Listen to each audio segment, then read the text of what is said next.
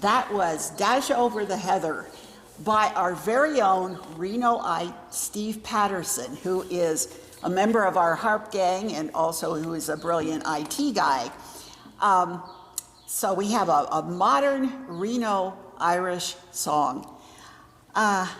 We wanted to start with something that celebrated spring and Mayflowers and the Mayflowers that finally brought April showers, and the 150th birthday of this wonderful church congregation. Pastor Kate and the board have so graciously let us rehearse first in the garden in the summertime, and then they let us come into the sanctuary and be socially distanced in the wintertime. And this is our thank you to them. We have one more reason to celebrate. May I present the Valley Harpers unmasked for the first time. Debbie Christ, Kitty Falcone, Patty Dickens, and I'm Beverly Colgan. The next piece is an etude, a musical study that puts a finger exercise into a pretty piece. The composer Chopin wrote many, many beautiful etudes. This is by an Italian harp teacher, Ettore Pizzoli, and it has the elegant title of Etude number 13A. But it is so typical. What could be more typical of harp music than pretty arpeggios, which students need to practice?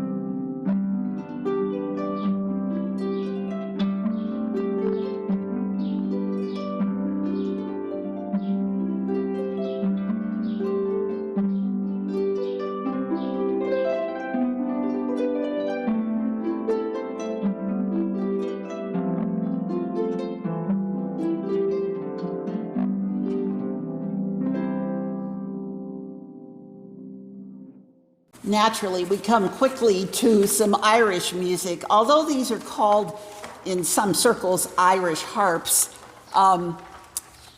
the more proper name for them is lever harps or non-pedal harps.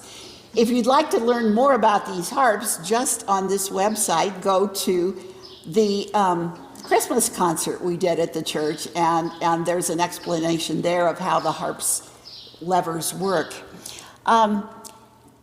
The most famous of the old Irish harpers was Turla, which I'm probably saying wrong, O'Carolan. He was a young Irish boy who was blinded by smallpox, but he was so bright and so talented that his patron made sure he was sent to school, or actually schooled on her estate, taught to play the harp, which was one of the legitimate occupations for blind people at the time. And when he became proficient, she gave him a harp and a man to lead the horse, and off they set, and they roamed around Ireland and had a very good time. He composed many, many pieces, dances and pieces in honor of the people whose castle he was staying at. But this is springtime, and not every piece that O'Carolan wrote was fast. This is called O'Carolan's Dream. After all, isn't spring a time for daydreaming? And at the very end, I think you'll hear him drift off into a dreamless sleep.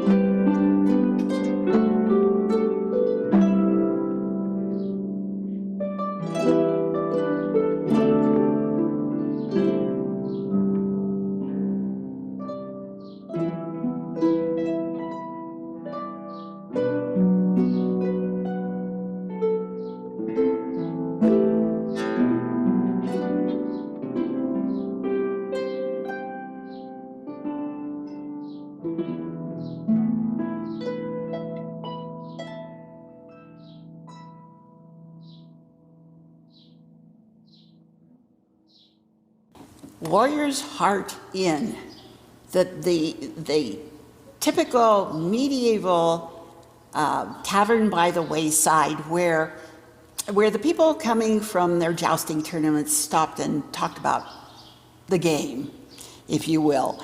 It actually belongs to the very modern, this piece belongs to the very modern genre of kind of video game music. One of my junior high students discovered it on YouTube where it first appeared and said, ooh, that would sound kind of cool on harps.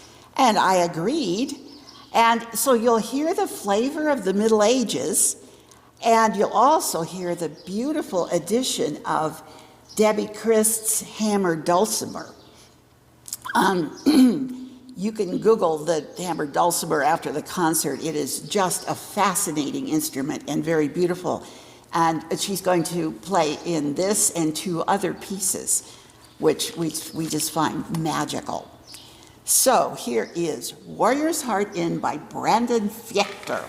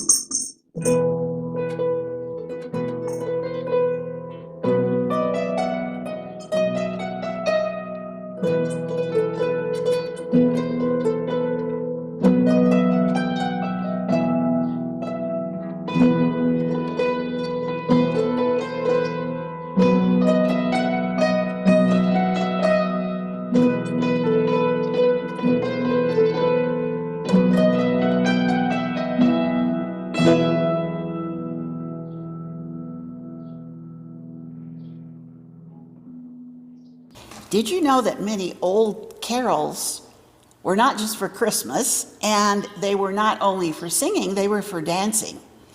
There's a tradition of carols, singing, and dancing that goes back to the Middle Ages. The piece that we're going to play is a very, very well-known English carol called "Tomorrow Will Be My Dancing Day." It has words that go through the entire church year and tell the whole story of Jesus's life in the first person. It has 11 verses. And it's said in one of my sources that the archaic language of the lyrics hint at origins in the medieval mystery play, which told Bible stories as tableau with accompanying songs. So they build a little platform in the town square, and people would act out the various scenes, or tableau. They would pose the various scenes from Jesus' life, just as we do now with a manger scene. But they'd go all the way through, and they could sing the words, all 11 verses to this carol. So you will see in the video a painting of the stage of one of those plays in an English town.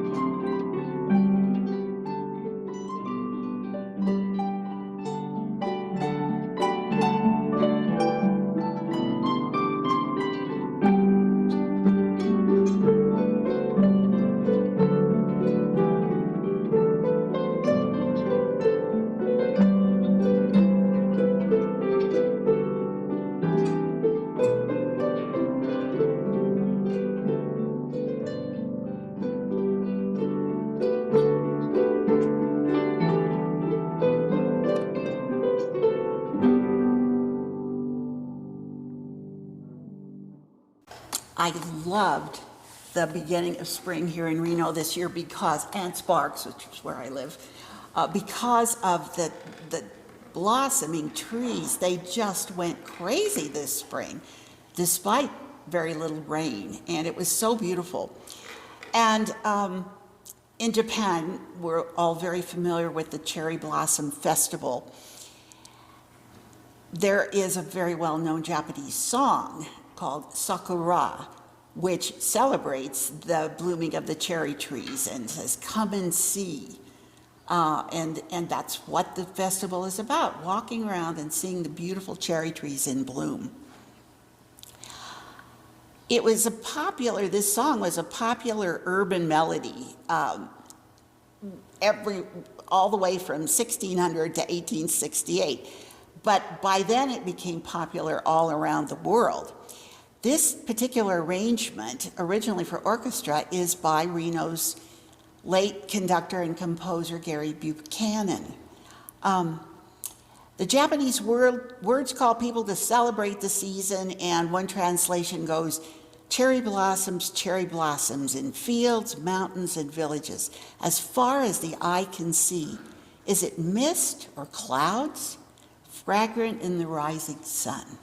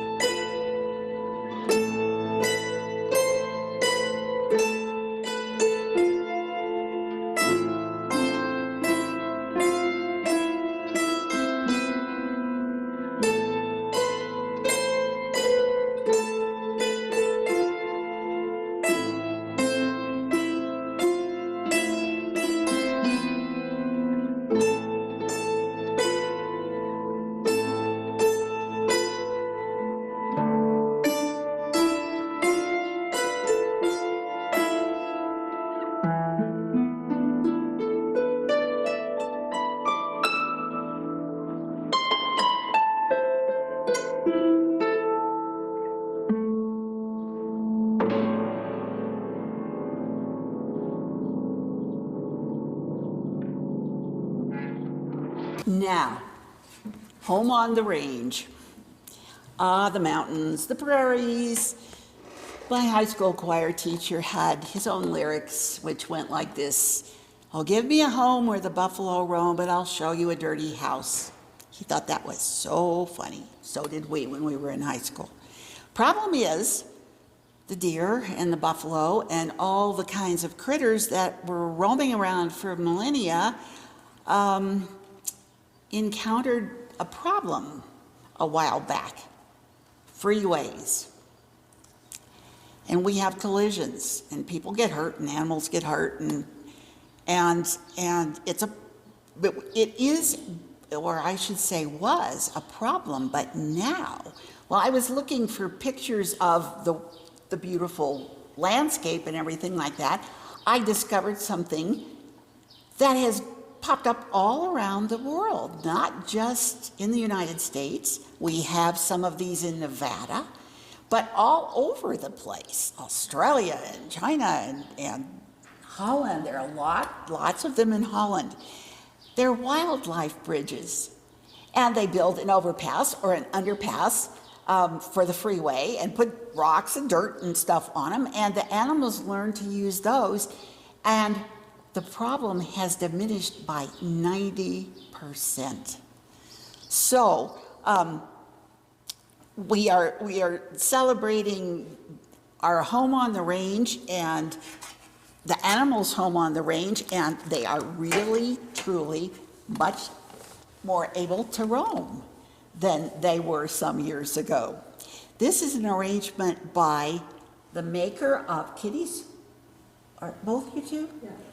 These two Thormelin harps, Sharon Thormelin and her niece, have gotten together to play harps and discovered that they were good arrangers. And so they've come out with some really nice harp duets. The composer of this piece is Daniel Kelly.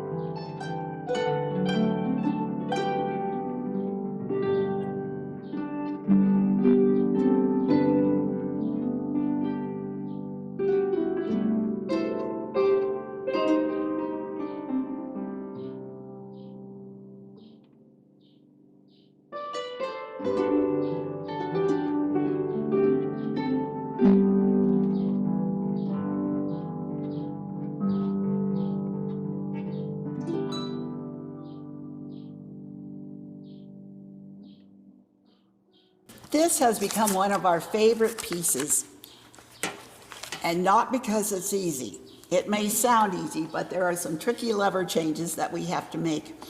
But it is worth it because of the unusual sound. Mandarins, besides being oranges, were scholar officials appointed by the Emperor of China to manage day-to-day political duties. They were highly educated, especially in literature and the arts, and they had passed the imperial examinations and had advanced degrees, so to speak. Mandarins were the elite class of imperial China. Composer William Gillock wrote a series of etudes, of which this is one, and this is his musical idea of how such a person might look and move. The name of his piece is The Procession of the Mandarin, who is obviously coming into a room to hold court or give examinations or something official. The portrait that you see on the screen is of Zhang Shunfu. It was painted in the 15th century. Zhang Shunfu was a Mandarin. He's wearing two egrets on the front of his robe in what they called a Mandarin square, which indicated his rank. And it indicates that he was a civil official of the 6th rank. So here is the procession of the Mandarin.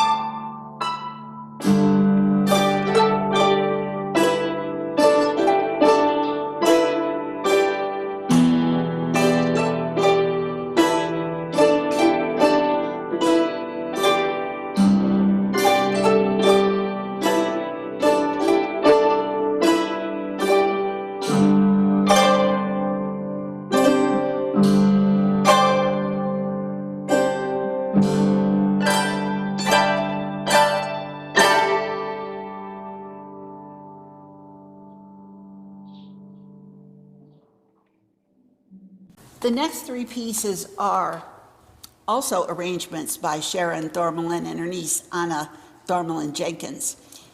We are going to play Over the Rainbow, then Hermosa Mariposa, which means beautiful butterfly, and The Lone Wild Bird. All kind of springish subjects, rainbows and butterflies and birds.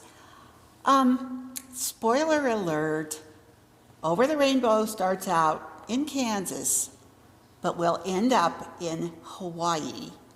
Many of you will recognize Izzy with the last name that long, his ukulele version. The Lone Wild Bird is a beautiful setting of an old church hymn which was learned by many congregations, especially in the South, not with the written music that we're used to with treble and bass clef, but shape notes. The shape of the note, which went up or down, indicated the pitch. So there's a picture of what those were. The words of the hymn talk about the lone wild bird in lofty flight is still with you, nor leaves your sight. And I am yours, I rest in you. Great Spirit, come, rest in me too. The Hermosa Mariposa, the one in the middle, is a Spanish butterfly who is doing the habanera as she flies around. You will hear that Spanish rhythm.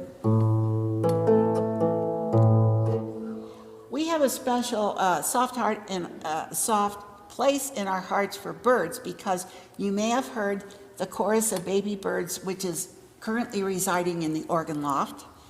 And one day when we came here to practice, when I got here, Debbie and the pastor were all out in the parking lot with their cell phones up like this. And I'm going, what are you people doing?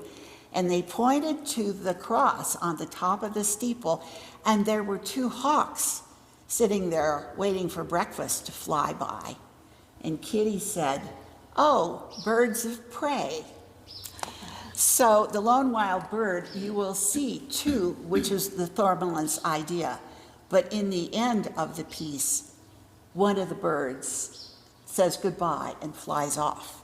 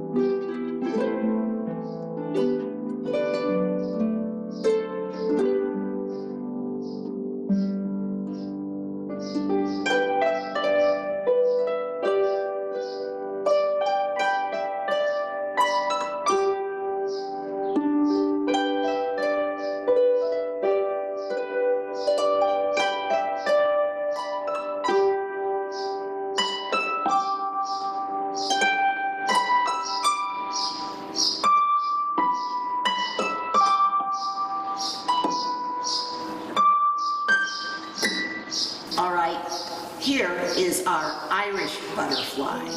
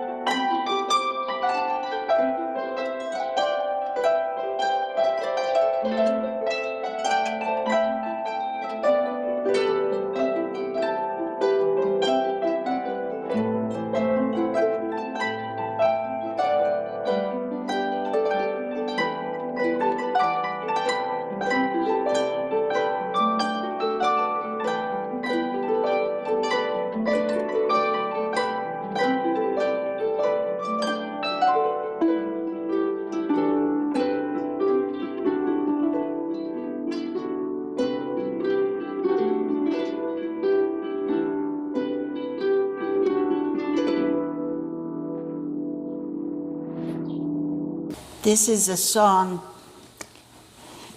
It is a song. It's sung, but it is a portion of the traditional Roman Catholic Mass for someone who has passed away. And this particular portion is scripture in Latin, Pie Jesu, dona eis requiem. The whole title of the Mass is a Requiem Mass. This one is by Andrew Lloyd Webber, composer of Phantom of the Opera. And he, in the 80s, several things caused him to grieve. And writing this Mass was a way of his expressing that grief. Well, Sarah Brightman, who was the star of Phantom of the Opera, and at that time his wife, made this particular portion of the Mass very famous. She sang it as a duet with an English choir boy who is also a soprano. You may recognize this song even if you haven't heard it as part of a church service.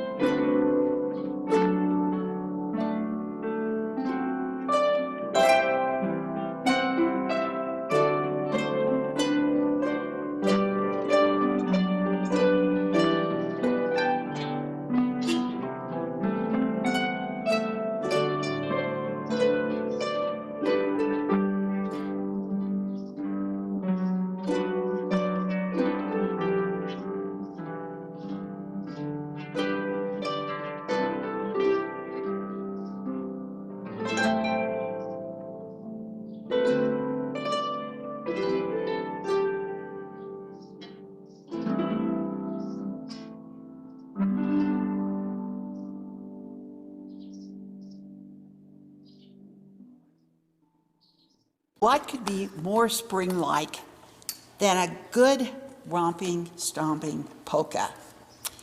Polkas come in many flavors, French polkas and Polish polkas and Wisconsin polkas and Spanish polkas, but they are all this wonderful leaping and fancy footwork. Somebody by the name of Jacques Press, who was born in Russia and who came to the United States eventually and wrote movie music.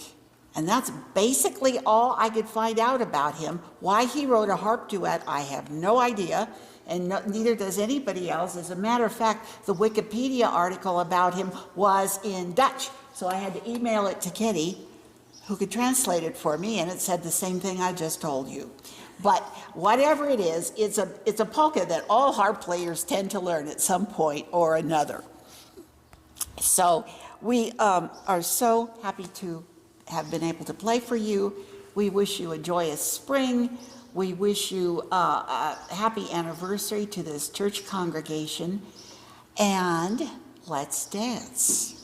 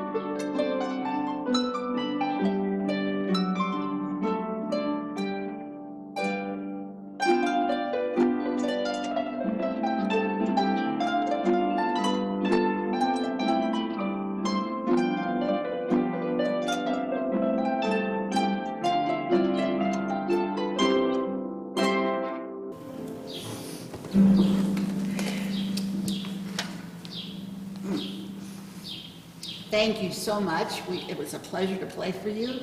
One more time, the Valley Harpers. Debbie Christ, Kitty Falcone, Beverly Colgan, and Patty Dickens. Thank you very much, First Congregational, for having us here, and happy spring.